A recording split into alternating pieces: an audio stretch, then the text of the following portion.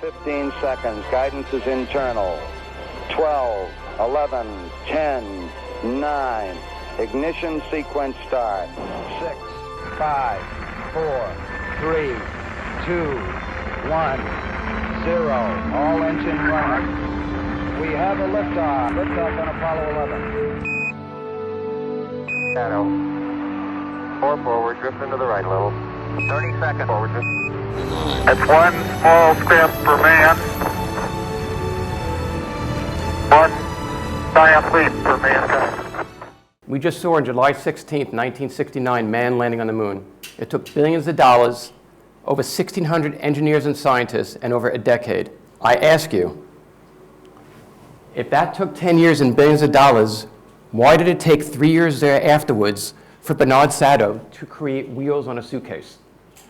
It took 3 years after landing on the moon that an ingenuity of mankind finally realized, after thousands of years of taking things throughout airports, train stations, and wherever they were in cities and towns, to put a wheel on a suitcase. Another question is, why did it take 15 years there afterwards for Captain Robert Plath to come up with the idea of a vertical suitcase? Millions of people throughout airports thought of the idea, but being an entrepreneur is not about thinking, it's about executing. That is what entrepreneurship is about. And more importantly, there's never been a better time for millennials to be involved with entrepreneurship. Billions of dollars, in fact, hundreds of billions of dollars, are now being invested in startups. In 2017, over $142 billion was invested in startups. Over 40 of them became unicorns, over $1 billion net worth. The social power of entrepreneurship. Just to give you an idea where we were and where we're going.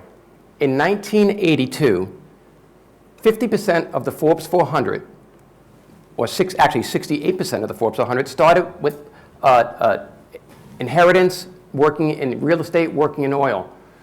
Just one generation later, in 2022, after taxes was decreased by Ronald Reagan, 50% of the 400 richest people in America started with less than $25,000. That is the power of entrepreneurship, is believing in yourself, taking risk, and you're going to see in a few moments that entrepreneurship is about 3 basic things. Taking risks, being at the right time to amplify yourself about that risk, but most importantly is what to do with the capital that you made. And I'm going to be talking about social capitalism. From the time you're 6 years old to 7 years old, everybody has to handle rejection. Even someone passing by a lemonade stand. Rejection is a great thing. Why? A negative times a negative equals a positive. That's what I always say when I get rejected. That's how you have to think, that the next no, always say thank you because it's leading to a yes. But the most important thing is success through failure, and that's what I want to share with you today, is how do you succeed through failure? Everyone in the world, at some point, think about starting their own restaurant. Everybody's mother makes the best eggplant parmesan, like in my case, okay? Or a favorite aunt that has a special meal and whatnot. At age 27, Steve Ells came up with a concept of a new cuisine in Mexican cuisine in the United States. Today, over 2,000 outlets worldwide, over $5 billion in revenues at age 27. The difference between millennial entrepreneurship than my generation is a couple things. Number one, in my generation, and prior to mine, the average person had 1 to 2 jobs in their career, maybe 3 if they were a risk taker. Your generation, 12 to 15 jobs you're going to have in your career. It's actually a badge of honor to go from one job to another. More importantly, my generation, the average entrepreneur had about 35 employees. Today, the average millennial is managing 120 employees at a very young age. How can you talk about entrepreneurship without speaking about the fastest growing demographic in entrepreneurship, women? Just to give you an idea where we were and where we are today. In 1970, in the United States, 400,000 businesses were owned by women. 400,000. Today, over 12 million. And women of color control right now 630 million of revenues through owning 5.5 million businesses that they own today. Collectively, it's 1.7 trillion of revenues that women-owned businesses are creating. And if you look at the 60 wealthiest women today in the world, they have a combined wealth of close to 130 billion. That number is not impressive. What's impressive is the trend is upward. That's increased 14% from just the previous year.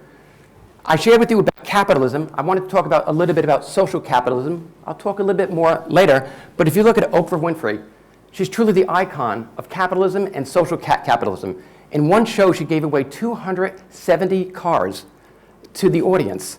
She's given away millions to education. J.K. Rowling here in London, she came off the list from what I understand this past year, not because Harry Potter's doing less book sales and less movie sales, it's because she gave away over $150 million in charity. That is social capitalism. It is the concept of giving back once you've made it. You look at Sarah Blakely, who created Spanx, just with $5,000, a lot of rejection. Patent lawyers turned it down, saying that they couldn't get it patented. Manufacturers have turned it down, and the rest is history with $350 million in revenues. Talk about failure. Imagine for a moment, we're in a university here, the admission officer who turned down Steven Spielberg from USA Film School. Imagine years later, the gentleman who created the first person to create $10 billion in gross receipts from being a director. That's Steven Spielberg. What did he do with that rejection? He didn't become reactive, he became proactive. Talking about rejection, when he created E.T., he wanted M&Ms to utilize M&Ms for the trail for E.T. Not too many people knew Steven Spielberg. Not too many people believe in E.T., so he went to Reese's Pieces, and the rest is history. Turn rejection into something positive. Okay, as the author myself, Stephen King and Dr. Seuss, how many experts turned them down? 54 publishers turned down these authors. They said they would never sell books. 900 million books have been sold worldwide by these two authors. Don't listen to the experts when they reject you. 54 publishers turned them down. I had a few more than that. Okay, if we're talking about entrepreneurship, we cannot talk about entrepreneurship without mentioning the Edison of our time, Steve Jobs. A lot of people don't realize this, but they didn't have enough money to create the Mac. No one would give them money, a lot of rejection. In fact, one person, Rodney Wayne, became their partner. You probably never heard of him, but Rodney Wayne was the third partner. He owned 10% of Apple. He sold it for $800. Today, it's worth over $60 billion. Being in entrepreneurship does not just mean taking a risk, it means having staying power and tenacity. He got fired from Apple, went on to create Pixar, remember, not being reactive, being proactive, sold that for a few $1 billion to Disney, came back. Being fired for an entrepreneur is a badge of honor. In the United States, being fired actually is a badge of honor. I remember the first time I got fired. I was 16 years old. True story. I was a busboy at a country club in Long Island, Glen Oaks Country Club, and they needed a waiter, and I was chosen. And the first person I had to serve salad to was Mr. Mayrock. Mr. Mayrock was the CEO and chairman of Fortune Department Stores, a very premier department store chain. The salad went on his lap. And just like in the movies, the French maitre d' fired me right on the spot with the accent and all. But I learned the greatest lesson of my life in business. Mr. and Mrs. Mayrock invited me to dinner. I just got fired.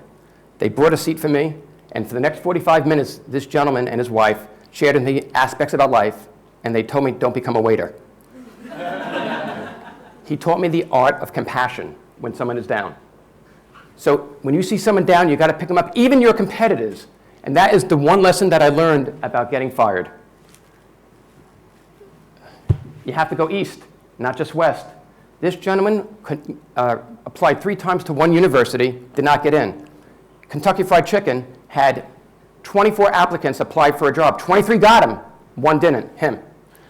He got rejected from Harvard Business School. Did all that rejection make him feel like he could not succeed? He created Alibaba today with a $450 billion market value.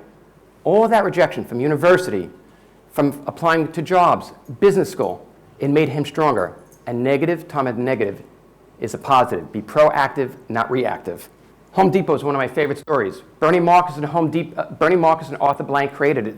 They were working at a company called Handy Dan. Notice the initials. Instead of taking all that negative energy about getting fired, they created Home Depot. $100 billion in revenues. And you know that theory of trickle-down economics? Today, at Home Depot, there are 3,000, not millionaires, more than 3,000 multi-millionaires that are secretaries, truck drivers, and warehouse workers that were on the ground floor of Home Depot. It's very important that when you create companies, you have to give back to all those around you, from the janitor to the truck driver to whomever. But this is just one case scenario. It's extremely important to give back. And when you're creating a company, nothing has to be equal, but everything has to be equitable with your partners and your investors. Very important. Sometimes we have egos when we get around that. FedEx, the ABCs of business. Do you guys know what the ABCs of business is? Those who get A's work for the managers who got B's, who work for the owners who got C's. That is the ABCs of business. Fred Smith created this as a business plan at Yale. The professor gave him a C because it wasn't realistic. Today, 400,000 employees, 12 million parcels shipped around the world on a daily basis. This is the ABCs of business. Don't let rejection get you down. And I shared with you before the concept of being not just equal, but everything has to be equitable. When you're creating a company, you have to remember that sometimes someone might think that you're worth less than what you think. It's called an earn back. So if you have an investor who says you're only worth $5 million and you think you're worth $10 million, don't disagree with them. Tell them that you agreed to the terms, but you want an earn back, that on predetermined milestones, they agree to give you back a greater percentage of the company. There's not an investor in the world that would say no. They want you to achieve your milestones. So remember that concept of having an earn back. Staples, Tom Stenberg, he was a manager at a supermarket chain, gets fired. What does he do? He starts looking for resume paper, and he's going from store to store, and he noticed that the only aisle that is in disarray in all these stores is what? The business apparel aisle. What does he do? Bingo, I'm going to create a company and a store just for business apparel.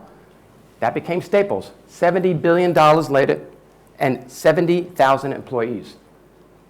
Became proactive, not reactive, and saw what was around him and saw what was not around him. There was never a store before for business apparel. Social capitalism is the most important aspect of capitalism.